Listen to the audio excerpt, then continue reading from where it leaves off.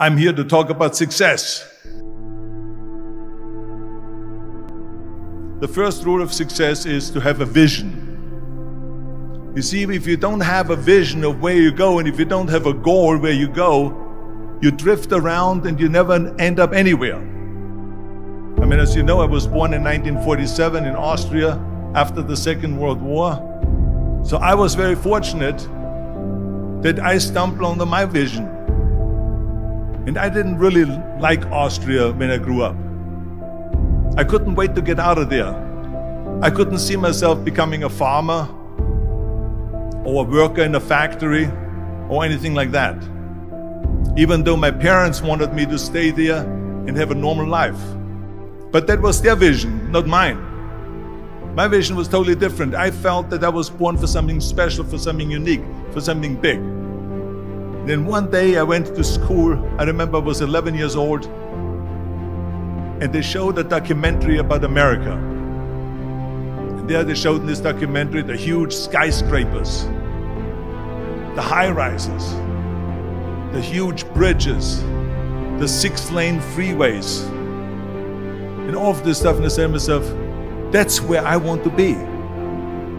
I don't want to be around here with these little farmhouses and these little buildings. I want to be in America. One day after school, I walked by a store in Graz. So I went inside and I looked around, and then I saw a magazine. I saw a bodybuilding magazine that had Reg Park on the cover. Reg Park was then a 3-time Mr. Universe. And I saw him on the big screen as Hercules. I read that and I said to myself, wow, this is the blueprint for my life. This is exactly what I want to do. I want to become a bodybuilding champion just like Reg Park.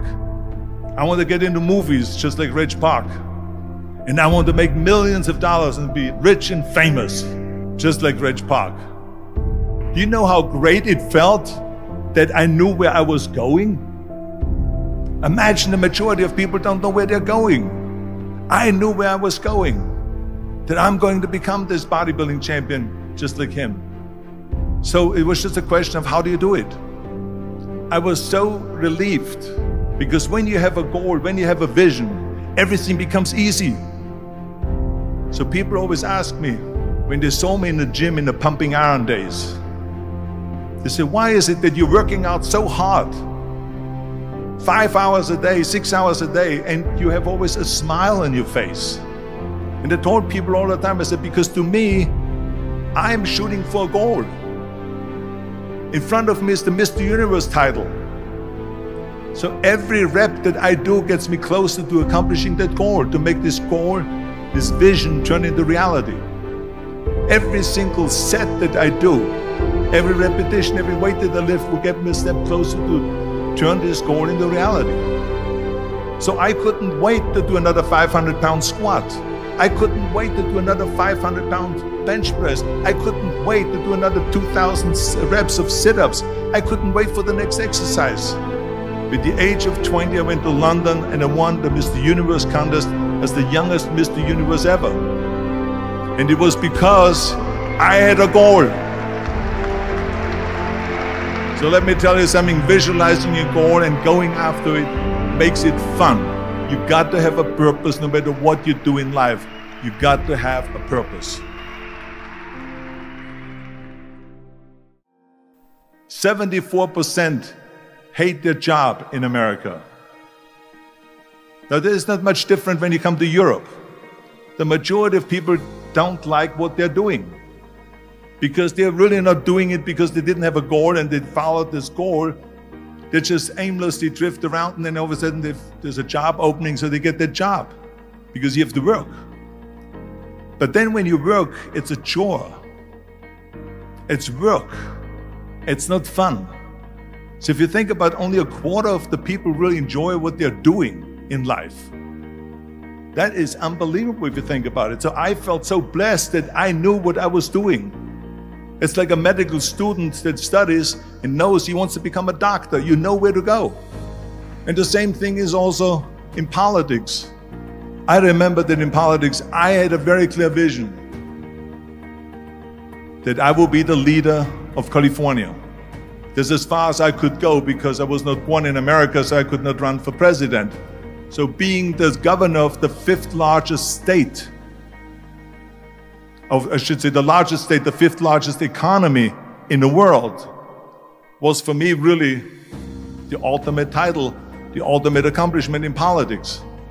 So even though people came up to me and says, why don't you go and run for something smaller, you're never gonna make it. I ran for governor, and then 2 months later I became governor of the state of California. Again, because I had a very clear vision what I'm gonna do with California. So that's rule number one, have a vision. Rule number two is, don't listen to the naysayers. Don't listen to the naysayers.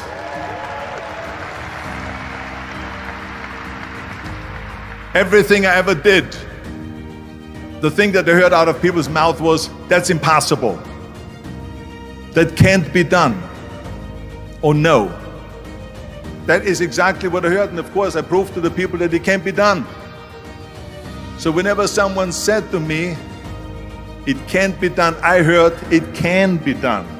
When they said no, I heard yes. And when they said it's impossible, I heard, it is possible. I'm a strong believer of what Nelson Mandela said, that everything is always impossible until someone does it. Well, I'm going to be the one, I said to myself, I'm going to do it and I'm going to show it to them. Maybe it has never been done before. That's perfectly fine with me. But I'm going to do it. And I did not listen to the naysayers. It's all about the hard work that you put in. I said to myself, in bodybuilding, I worked out 5-6 hours a day. I'm going to do the same thing now for acting. And of course, I went to college to study English.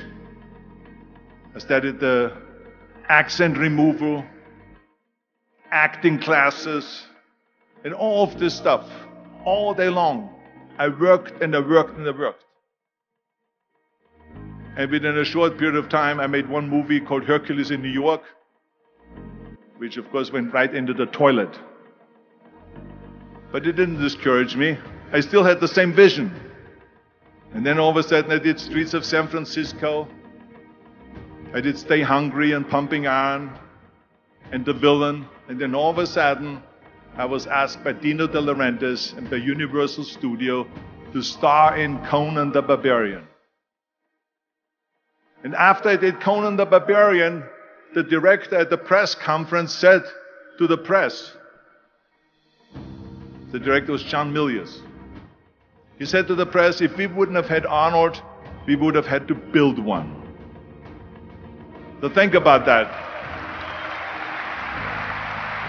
The very body that they said can never be sold because the time is wrong. A few years later, I'm doing Conan the Barbarian, and it was the #1 hit at the box office when it came out in the summer of '82. Think about that. And the director says, if we wouldn't have had his body, we would have had to build one. So all of a sudden, my body became an asset, not a liability.